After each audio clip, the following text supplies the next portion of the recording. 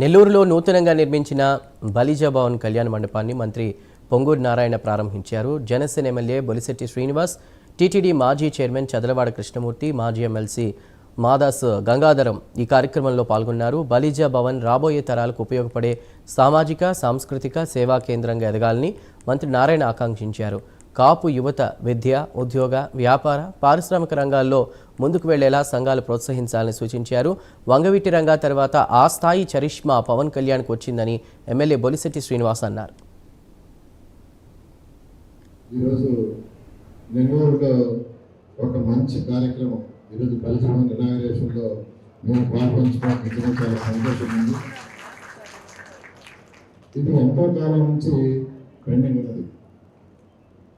1979లో కొంతమంది వ్యక్తులు ఈ ల్యాండ్ను కొన్నారు.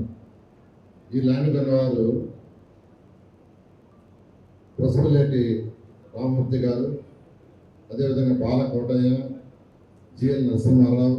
ఇక్కడ ఈ కాపు భవనానికి నన్ను పిలిపించుకునే అవకాశం కల్పించిన మా నాయకుడు పవన్ కళ్యాణ్ గారికి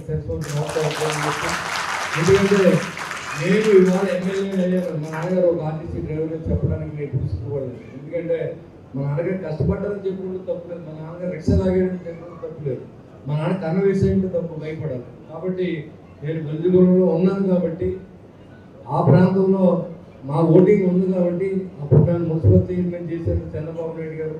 ఈరోజు మళ్ళీ నన్ను ఎమ్మెల్యే చేశారు. ఒకసారి ఓడిపోయినప్పుడు కూడా రెట్టింపు ఉత్సాహంతో దానికి మనకు మెజార్టీ వచ్చిన ఓట్లు కూడా ఎదురు పార్టీకి ఇవ్వకుండా వైసీపీని తొంగలకు తొక్కి నన్ను గెలిపించారు. మా తాడేపల్లి వాసులు అందరికీ కూడా ప్రజలకు తెలియజేసుకుంటూ, అదేవిధంగా ఈరోజు చాలామంది చెప్తారు కులం గురించి మాట్లాడకూడదు, కులం గురించి